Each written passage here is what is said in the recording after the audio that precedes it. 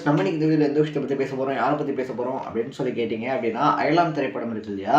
அயலான் திரைப்படம் பார்த்தோம் அப்படின்னா ஒரு டிஃப்ரெண்ட்டான ஜேர்னலில் சிவகார்த்திகேயனுக்கு பாராட்டு அப்படின்றத தாண்டி அந்த படமே ஒரு புதுவிதமான முயற்சி அப்படின்னு சொல்லிட்டு எக்கச்சக்கமான பாசிட்டிவ் ரிவ்யூஸ் அப்படின்ற மாதிரி வாங்கியிருந்துச்சு அப்படின்னே சொல்லலாம். ஸோ இதுக்கப்புறமா பார்த்தோம் அப்படின்னா கமலஹாசன் தயாரிக்கக்கூடிய ஒரு திரைப்படத்தில் ராஜ்குமார் பெரியசாமி இருக்கார் இல்லையா, அவருடைய டைரக்ஷனில் வந்துட்டு எஸ்கே ஒரு படம் பண்ணுறாருப்பா அப்படின்னு சொல்லி சொன்னோடனே இது என்ன மாதிரியான ஜேர்னலாக இருக்க போகுது, என்ன மாதிரியான படமாக இருக்க போகுது அப்படின்னு சொல்லி எல்லாருமே எக்ஸ்பெக்ட் பண்ணிக்கிட்டு இருக்கும்போது நேற்று சிவகார்த்திகேயன் பர்த்டே அதுமா பார்த்தோம் அப்படின்னா ஒரு டீசர் மாதிரி வெளியிட்டு இருந்தாங்க அப்படின்னே சொல்லலாம். ஸோ அஜித் அவர்களாக இருந்தாலும் சரி, இல்லை விஜயா இருந்தாலும் சரி, இவங்கெல்லாம் பார்த்தோம் அப்படின்னா அந்த மிலிட்ரி கெட்டப் இருக்கு இல்லையா, அதாவது மிலிட்ரி வேணா படங்கள் அப்படின்றத நடத்தி அசத்திருந்தாங்க அப்படின்னே சொல்லலாம்.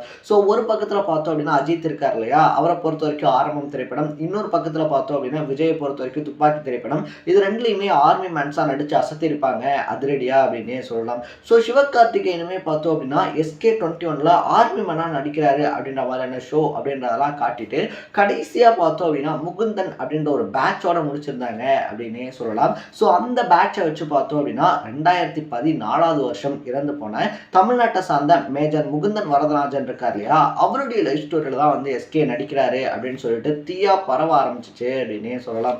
அது மட்டும் இல்லாமல் எல்லாருமே யார் தான் இந்த மேஜர் முகுந்தன் வரதராஜன், அவருடைய லைஃப் ஸ்டோரி நடக்கக்கூடிய அளவுக்கு நடிக்கக்கூடிய அளவுக்கு அவர் என்ன பண்ணி வச்சிருக்காரு அப்படின்னு சொல்லிட்டு தீவிரமாக சர்ச் பண்ண ஆரம்பிச்சிருக்காங்க அப்படின்னு சொல்லலாம். ஸோ இன்னைக்கு இருக்கக்கூடிய யங்ஸ்டர்ஸ்க்கு இன்க்ளூடிங் மீ ஆல்சோ, ஏன்னா இந்த கண்டென்ட்டுக்காக சர்ச் பண்ணப்போ தான் பார்த்தோம் அப்படின்னா மேஜர் முகுந்தன் வரதராஜன் இருக்கார் இல்லையா, எவ்வளோ பெரிய அதிதீர வீரசாலி அப்படின்றதெல்லாம் தெரிஞ்சு அப்படின்னே சொல்லலாம். ஏன்னா நம்ம சினிமாக்களில் பார்க்கக்கூடிய அத்தனை ஆக்ஷன்ஸுமே வீர முகுந்தன் இருக்கார் இல்லையா, முகுந்தனுடைய லைஃப் ஸ்டோரியில் இருந்துச்சு அப்படின்னு தான் சொல்லணும். ஸோ முகுந்தனை பொறுத்த வரைக்குமே பார்த்தோம் அப்படின்னா ஒரு திரைப்படம் எடுக்கக்கூடிய எல்லா கமர்ஷியல் ஃபைட்ஸாக இருந்தாலும் சரி, ஆக்ஷன்ஸாக இருந்தாலும் சரி, ட்விஸ்ட்டாக இருந்தாலும் சரி, தன்னோட லைஃப்பில் வச்சிருக்காரு அப்படின்னே சொல்லலாம். ஸோ இந்த வீடியோ முழுக்க முழுக்க பார்த்தோம் அப்படின்னா சிவகார்த்திகேயன் நடிக்க போகிற, வாழ்ந்து காட்ட போகிற முகுந்தன் வரதராஜன் யார், அவர் என்னென்ன மாதிரியான ஆக்ஷன்ஸ்லாம் பண்ணியிருக்காரு, அதை தாண்டி அவருடைய இறப்புக்கு பார்த்தோம் அப்படின்னா இந்தியாவே கண்ணீர் சிந்தினது ஏன் அப்படின்ற மாதிரி பல இன்ட்ரெஸ்டிங்கான விஷயங்களை தான் நான் உங்க கூட ஷேர் பண்ணிக்க போகிறேன்.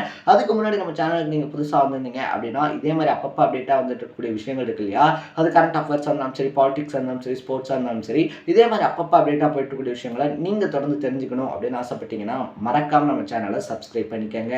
So first of all major முகுந்தனை பொறுத்த வரைக்குமே பார்த்தோம் அப்படின்னா முகுந்தன் வரதராஜனுடைய அப்பா இருக்கார் இல்லையா, ஸோ அவர் தான் பார்த்தோம் அப்படின்னா ஆர்மியில் சேரணும் அப்படின்னு சொல்லிட்டு எக்கச்சக்கமான இன்ட்ரெஸ்டோடலாம் இருந்திருக்காரு. பட் அவருக்கு அந்த ஆசை அப்படின்றத நிறைவேறாதனால பிகாம் ஜேர்னலிசம் இது ரெண்டையுமே படித்த முகுந்தன் பார்த்தோம்னா அப்பாவுடைய ஆசை அப்படின்றத நம்ம நிறைவேற்றணும்னு சொல்லிட்டு ஆர்மி மேனாக மாறுறாரு அப்படின்னே சொல்லலாம். ஸோ ஆர்மி மேனாக மாறினதுக்கு அப்புறம் மட்டும் இல்லாமல் மேஜர் அந்த அளவுக்கு போனதுக்கு அப்புறமா பல ஆக்ஷன்ஸ் அப்படின்றத அவருடைய லைஃப்ல சந்திச்சிருக்காரு அப்படின்னு சொல்றாங்க. பெஸ்ட் ஆக்ஷன்ஸ் அப்படின்னு சொல்லணும் அப்படின்னா 2013 ஜூன் இருக்கு இல்லையா, 2013 ஜூன்ல என்ன பண்றாங்க அப்படின்னா காஷ்மீர் வந்துட்டு அடிக்கடி தீவிரவாதிகளுடைய தாக்குதல் அப்படின்றதுக்கு உள்ளாகக்கூடிய ஒரு நகரம் அப்படின்னே சொல்லலாம். எப்பயுமே பதட்டத்தோட தான் இருக்கும். எப்போ அட்டாக் பண்ணுவாங்க, ஒரு இப்போ நார்மலாக இருக்கும் 1 or 2 minutes அட்டாக்ஸ் அப்படின்றது நடக்கும், மறுபடியும் நார்மலாக இருக்கும் அடுத்த ½ an hour அட்டாக்ஸ் அப்படின்றது நடக்கும். ஸோ அப்படிப்பட்ட ஒரு இடத்துல பார்த்தோம் அப்படின்னா அல்தாப் பாபா அப்படின்னு சொல்லக்கூடிய ஒரு தீவிரவாதி பதுங்கி இருக்காரு காஷ்மீர்ல இருக்கக்கூடிய ஒரு ஆப்பிள் தோட்டத்தில் அப்படின்னு சொல்லிட்டு முகுந்தன் வரதராஜன் இருக்கார் இல்லையா, அவருக்கு ஒரு நியூஸ் வந்துட்டு கிடைக்குது அப்படின்னே சொல்லலாம். ஸோ முகுந்தன் வரதராஜனை பொறுத்த வரைக்குமே பார்த்தோம் அப்படின்னா 44 ராஷ்டிரிய ரைஃபிள் படை அப்படின்றதுடைய மேஜராக இருக்காரு.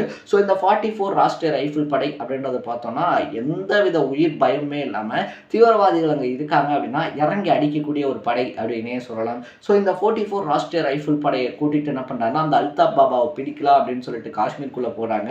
இவங்களும் சொல்றாங்க, அவங்களும் சொல்றாங்க. கிட்டத்தட்ட ஒரு 3.5 மணி நேரம் இந்த போர் அப்படின்றது நடந்துகிட்டே இருக்கு இவங்களுக்கும் அவங்களுக்கும்.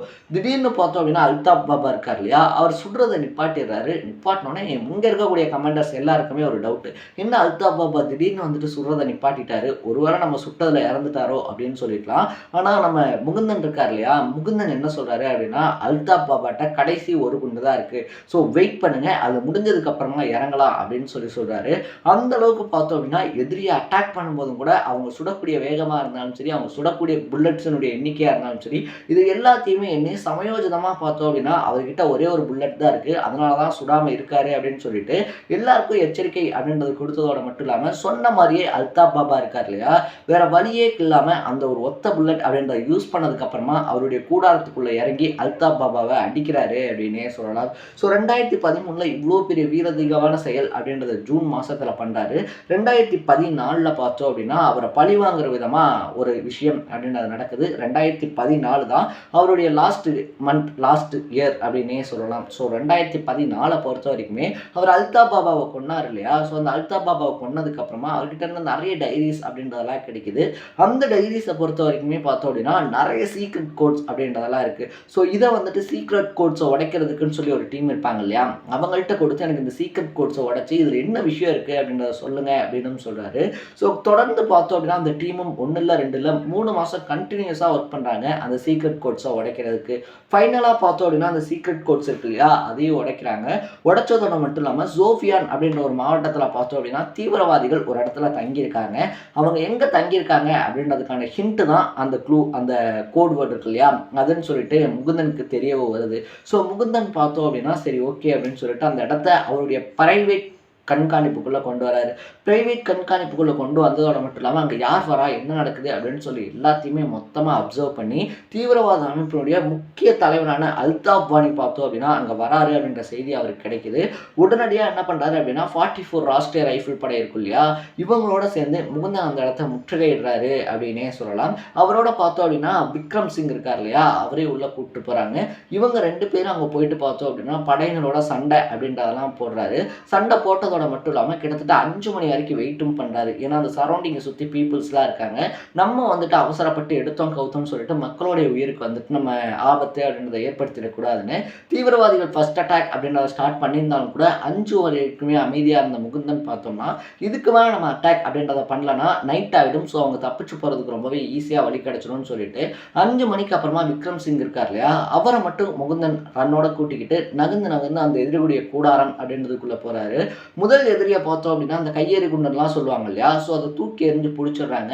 2வது தீவிரவாதியை சுடுறதுக்கு முன்னாடி பார்த்தோம்னா விக்ரம் சிங்கினுடைய தொண்டை தாடையெல்லாம் இருக்கு இல்லையா, அங்கெல்லாம் குண்டு பாஞ்சு விக்ரம் சிங் இறந்து போயிடுறாரு அப்படின்னே சொல்லலாம். ஸோ என்னடா இது கூட வந்த நண்பன் வந்து இறந்து போயிட்டான், இது எங்கேயோ பார்த்த மாதிரி இருக்கேப்பா அப்படின்னு சொல்லி கேட்டிங்கன்னா ஆரம்பம் திரைப்படம் இருக்கு இல்லையா, அதுலேயும் இப்படி ஒரு சீன் வரும். ராணா இருக்கார் இல்லையா, ராணா இறந்து போயிடுவாரு அப்படின்னே சொல்லலாம். ஸோ நான் முன்னாடியே சொன்ன மாதிரி சினிமாவில் இருக்கக்கூடிய எல்லா எலிமெண்ட்ஸுமே இவர் லைஃப்பில் நடந்திருக்கு அப்படின்னு தான் சொல்லலாம். ஸோ அப்படி தன்னுடைய ஃப்ரெண்டு இறந்து போனதுக்கு அப்புறமா அவங்க கூட பார்த்தோம் அப்படின்னா அல்தாப் வானியை விட்டுறக்கூடாது அப்படின்னு சொல்லிட்டு அல்தாப் வானியை நோக்கி சுட ஆரம்பிக்கிறாரு. ஒரு கட்டத்தில் அல்தாப் வானியவுமே கொண்டுடுறாரு. கொண்டதோட மட்டும் இல்லாமல் அவருடைய கேம்ப் இருக்கு இல்லையா, கேம்புக்கு ஒரு மெசேஜ் அப்படின்றத பாஸ் பண்ணுறாரு. இந்த மாதிரி நான் அல்தாப் வானியை வந்துட்டு கொண்டுட்டேன், ஆனால் ஒரு சோகமான விஷயம் என்ன அப்படின்னு சொல்லி பார்த்தோம்னா நம்முடைய விக்ரம் சிங் இருக்கார் இல்லையா, விக்ரம் சிங்கும் வந்துட்டு நம்மளை விட்டு பிரிஞ்சு போயிட்டாரு, இதுதான் சோகமான விஷயம் அப்படின்னு சொல்லிட்டு முகுந்தன் வெளியே வராரு. வெளியே இருக்கக்கூடிய எல்லா வீரர்களுமே பார்த்தோம் அப்படின்னா ஊன்னு சொல்லிட்டு முகுந்தனை செலிப்ரேட் பண்ணுறாங்க. முகுந்தனும் நல்லா இருக்க ஒரு சில நொடியில் வெளியே வந்த ஒரு சில நொடியில் பார்த்தோன்னா அப்படியே மயங்கி விழுறாரு. சுற்றி இருக்கக்கூடிய எல்லாருக்குமே என்ன நடக்குதுன்னே புரியல. அதுக்கப்புறமா தான் பார்க்குறாங்க அவருடைய உடம்புலையுமே பார்த்தோன்னா நிறைய புல்லட்ஸ் அப்படின்றதெல்லாம் விழுந்திருக்கு. அதனால அவரோட உடம்புலேருந்து ரத்தம் இருக்கு இல்லையா, அப்படியே பீச்சுக்கிட்டு அடிக்குது. ஹாஸ்பிட்டல்லாம் கொண்டு போய் சேர்த்தும் கூட பார்த்தோன்னா முகுந்தன் இருக்கார் இல்லையா, முகுந்தனை காப்பாற்ற முடியாமல் போயிடுது அப்படின்னே சொல்லலாம். ஸோ அந்த அன்னைக்கு பார்த்தோம் அப்படின்னா ஒட்டுமொத்த இந்தியாவுமே முகுந்தனுக்காக கண்ணீர் விட்டுச்சு அப்படின்னே சொல்லலாம். அதனால 2015 பார்த்தோம் அப்படின்னா அதிதீர வீர செயல் செய்யக்கூடிய அசோக சக்ரா விருது இருக்கு இல்லையா, அது வந்துட்டு முகுந்தனுக்கு வழங்கப்பட்டுச்சு அப்படின்னே சொல்லலாம். அது மட்டும் இல்லாமல் இந்த இறந்து போகிறதுக்கு முன்னாடியும் பல காயங்கள் அப்படின்றத அவர் வாங்கியிருக்காரு. எக்ஸாம்பிளுக்கு சொல்லணும் அப்படின்னா ஒரு டைம் வீட்டுக்கு வந்துட்டு வெயிட்டான பொருள் அப்படின்றதெல்லாம் தூக்கும்போது கஷ்டப்பட்ட போது தான் அவங்க ஃபேமிலிக்கிட்டே என்ன சொல்லியிருக்காருன்னா இந்த மாதிரி ஒரு தீவிரவாத தாக்குதலில் என்னோட முதுகு பகுதியில் குண்டு தொலைச்சிருச்சு, ஸோ அதனால் என்னால் வெயிட்டான பொருள் தூக்க முடியாது அப்படின்னு சொல்கிறாரு. அதுக்கப்புறமா தான் அவர் காயமடைஞ்சது அப்படின்றது வீட்டில் இருக்கக்கூடிய எல்லாருக்குமே தெரிய வருது அப்படின்னே சொல்லலாம். இன்னொரு இடத்துல பார்த்தோம் அப்படின்னா எதிரிகளை நோக்கி சுடும்போது எதிரிகளை தாக்குறதுக்காக போங்க வந்து கன்னி வெடி இருக்கு இல்லையா, கன்னி வெடியில் கால் வச்சிடறாரு. அதுக்கப்புறமா அவர் கூட இருந்த நண்பர்கள்லாம் பார்த்தோம் அப்படின்னா ஹெல்ப் பண்ணி அவரை காப்பாற்றவும் செய்கிறாங்க. ஸோ இந்த மாதிரி சினிமாவில் இருக்கக்கூடிய எல்லா எலிமெண்ட்ஸுமே எல்லா ட்விஸ்ட் அண்ட் டர்ன்ஸ் எல்லாத்தையுமே தன்னோட லைஃப்பில் பார்த்த ஒரு இராணுவ வீரர் தான் பார்த்தோன்னா முகுந்தன் வரதராஜன் அப்படின்னே சொல்லலாம். ஸோ அப்படிப்பட்ட ஒரு சாகச மனுஷனுடைய லைஃப் ஸ்டோரி அப்படின்றத எஸ்கே நடிக்க போகிறாரு அப்படின்னோடனே எல்லாருமே ஓவர் எக்ஸைட்மெண்ட் ஆகிட்டாங்க. இது வரைக்குமே வந்து எல்லா பயோபிக்ஸுமே பார்த்தோம் அப்படின்னா வேற லெவலில் வைப் அப்படின்றத ஆடியன்ஸ்க்கு கிரியேட் பண்ணியிருக்கிறதுனால ஃபர்ஸ்ட் டைம் ஒரு ரியல் ஆர்மி மேனுடைய லைஃப் ஸ்டோரி அப்படின்றது வரப்போகுது. ஸோ அதில் எஸ்கே என்ன மாதிரி பர்ஃபார்ம் பண்ண போகிறாரு அப்படின்றத நம்ம வெயிட் பண்ணி தான் பார்க்கணும். நீங்கள் நம்ம முகுந்தன் வரதராஜன் இருக்கார் இல்லையா, அவரை பற்றி என்ன நினைக்கிறீங்க அப்படின்றத கமெண்ட் செக்ஷனில் பதிவு பண்ணிவிட்டு இதே மாதிரி அப்பப்போ அப்டேட்டாக போயிட்டு இருக்கக்கூடிய விஷயங்களை நீங்கள் தொடர்ந்து தெரிஞ்சுக்கணும் அப்படின்னு ஆசைப்பட்டீங்கன்னா மறக்காம நம்ம சேனலை சப்ஸ்கிரைப் பண்ணிக்கோங்க. நாளைக்கு இதே மாதிரி இன்னொரு இன்ட்ரெஸ்டிங்கான வீடியோவோட சந்திக்கலாம். Tata, bye by.